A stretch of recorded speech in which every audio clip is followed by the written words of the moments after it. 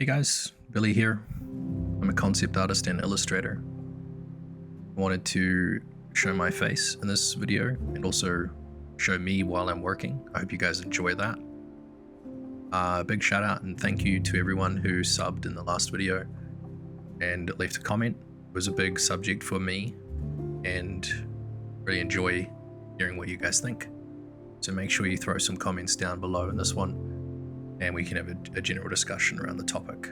This video will be talking about simplification and graphical shapes to simplify your process. I hope this helps and happy painting. Enjoy the video.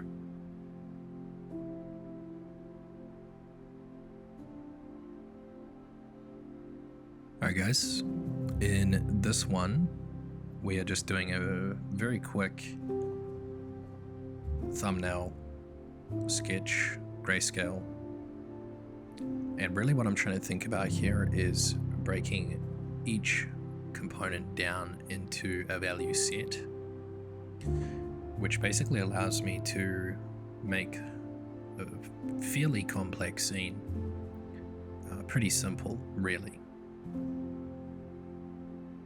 And you'll see me using a lot of mixer brush and smudge brush, really just to lay in a lot of form very quickly.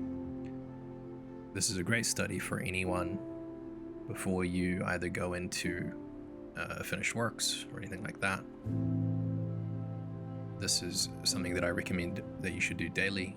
It's extremely important for training the mind to think this way. A lot of the times we can get a little confused, and what will end up happening is you actually complicate things. And really what we're after here is to make things easier for ourselves. As artists, we want that, we need that, it's really important. So think simple, think bold, group your values and make simple shapes. Once you have a simple shape working, you can obviously go in and make it more complicated. So that was a quick 30-minute painting. Here's the finished result, and came out pretty cool. Nice flowing lines. And we move into the second part of the video. Now, the first part I was working on the Intuos Medium desk tablet, and now I'm working on my 24-inch, I think it's Huion Pro canvas. I think that's what it's called. I do this when my back's a little sore. It allows me to stand up while I'm working, and it also, one thing I do enjoy working this way is I get to step backwards and have a look at the image, not like zoomed out on the screen, but actually further away from me. When you're sitting, you're less likely to like stand up and do that.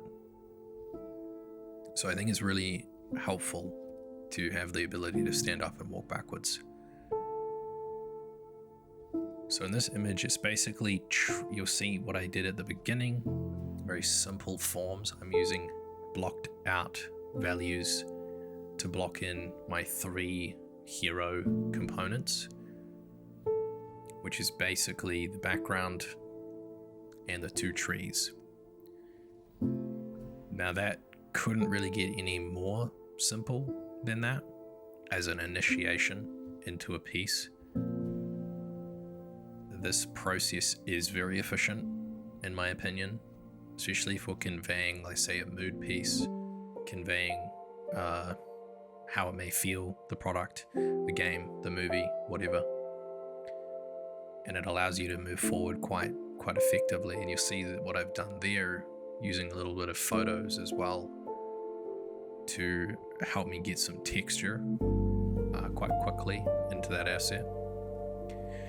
And actually what I've done to help me even further here is that middle ground tree, the one that I had just finished, that was my base value ratio. And what I mean by that is I set that value to be quite light, and then I'm working every other value off that value. So values are obviously consistent, and they're only going to be subjected to each other. So that's a really good way of working, is just setting a value that you have, and then working forward and backwards from that.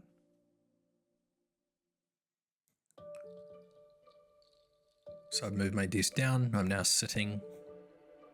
I think my feet got sore. But you'll still see me there, sort of sitting back, observing, just looking at it for a while, making sure that I'm happy with where I'm heading with this image. And again, making sure I'm not overly complicating my job. So I think it's important to always assess if you are complicating things or you're not complicating things. And unfortunately, you may need to just take a bit of a moment to assess that situation. So that sort of brings us into my next part, which is I've seen some videos around speed painting.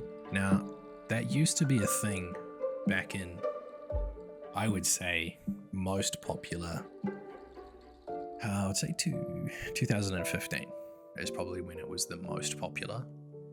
They even had like Spit Paint, which was a Facebook group. We also got heavily influenced as a culture, an art culture, especially in the digital space, by people like Feng Zhu. I think the difference between, and this is the part where I get into the second topic, I think the difference between, let's say, Feng Zhu doing speed paints and a junior or someone that's learning doing speed paint is one person is actually cutting the corners that they know how to cut, and the other person is not knowing where, when, or how to cut those corners. And then when that image is, let's say, compared between a really good artist like Feng Zhu, it's pretty much night and day in terms of, are you actually getting what you need out of that image for your image and for yourself? And I would say probably 70 to 80% of the time, no, you won't get everything you need out of an image like that. The education side of it's very limited as well. It's a hole, it's a void for utter relief of pain. So let me go into that a little bit more, because that's important. Art is painful when you struggle and you're finding things hard to achieve or get to where you think it needs to be. It's very difficult as an artist to be okay and happy with the work that you're producing. And I think speed painting is a siloed void of not breaking through that problem.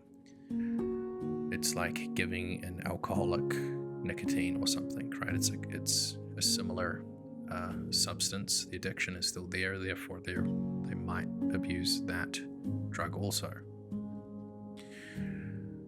So I think, yeah, speed painting, it has its place. I think it's been overemphasized in the workplace, and I think it's been overused and overpopularized, because it actually doesn't do much for your education, and it doesn't also do much if you're not educated.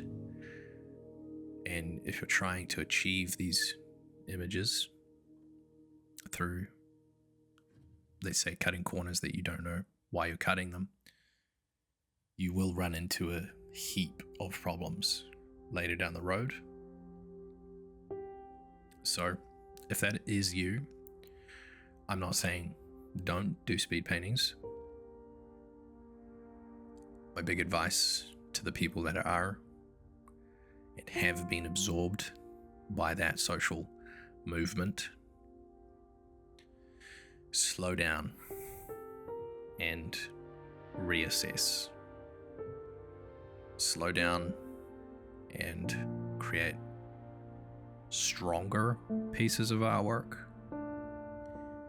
Go deeper into the creative problem and solve it from the inside out. Every single piece you work on, you should walk away with huge amounts of education if you're assessing yourself and you're critically problem solving the issues. On this piece, I learnt a few things. I slowed myself right down. Typically, I do work to my speed. I don't try to cut too much. But in this one, I took the time to sit back, look at it, think, and actually think, what can I do to make this better? And controlling my mind around thoughts like, it's not good enough, it's not this. We all have those thoughts. It's about controlling those thoughts and making sure that you are the one that's steering those thoughts in that moment.